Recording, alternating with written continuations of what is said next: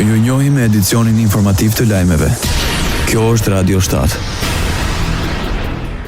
NATO paralajmëron se do të kufizojë praninë e saj në Kosovë. Komandanti i NATO-s për Europën, generali amerikan Alexis Grunkish, njoftoi për një optimizim të pranisë së NATO-s në Kosovë si rezultati i përmirësimit të vazhdueshëm të situatës së sigurisë në kohët e fundit dhe marrjes sa më shumë përgjegjësive nga institucionet vendore të sigurisë. NATO dhe KFOR janë tërësisht të përkushtuara për siguri në Kosovë. Pikërisht, fal këtij përkushtimi është përmirësuar situata e sigurisë pasi organizatat e sigurisë në Kosovë kanë rritur kapacitetet e tyre. Kushtet ekzistuese krijojnë mundësi për optimizimin e masisë dhe pranisë së KFOR-it mëtej, tha komandanti i NATO-s.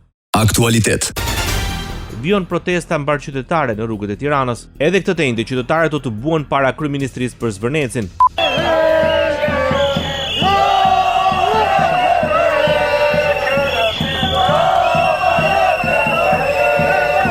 Para se të nisin fjalimet, ata kanë kënduar në kor himnin e flamurit kombëtar. Në protestën e 12 kundër ndërtimit të resortit në Zvërnec u vendosën 5 karige bosh me mbishkrime si ikur në Greqi, ikur në SBA, ikur në Kanada dhe destinacione të tjera. Edhe këtë herë në protest nuk u shënuan incidente.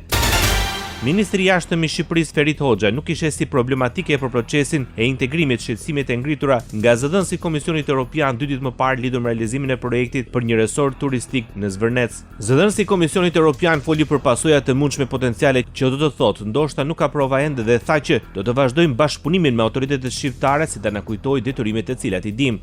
Le të mos nxitojmë të dalim në përfundime. Ka një ide për të zhvilluar një projekt atje, por do të bëhet në përputhje me rregullat, ligjet, kriteret e procesit të negociatave për anëtarësim në Bashkimin Evropian. Kjo është baza, tha ministri i Jashtëm i Shqipërisë. Në konferencën për shtyp me një grup gazetarësh të akredituar në Bruksel, Hoxha tha se protestat janë normale kudo në Europë. Bota.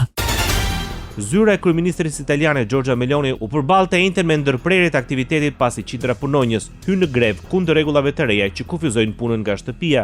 Në qendër të debatit është një urdhër i ri që vendos një tavan prej 50 ditësh në vit për punën në distancë, rreth gjysma e asaj që lejohet deri më sot. Vendimi shkaktoi reagime të forta nga stafi i kryeministrisë dhe sindikatat, të cilat e konsiderojnë masën. Një hap pas, Italia nisi të eksperimentojë me punën fleksibël në administratë dhe sektorin privat që në vitin 2017, kur Qeveria e Qendrës së Majt legalizoi këto forma pune për të ndihmuar prindrit dhe personat me detyrime familjare. Sot shumë ministri dhe institucione shtetërore italiane vazhdojnë të lejojnë punonjësve 8 deri në 12 ditë pune në muaj nga shtëpia.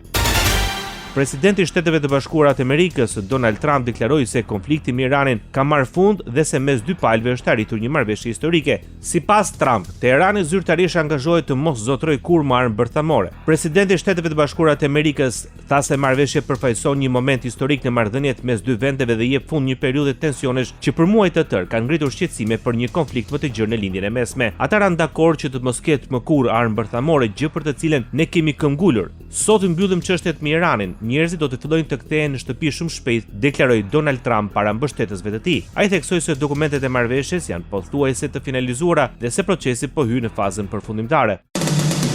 Ndoqët lajmet shkurt në Radio 7, zëri pozitiv i qytetit.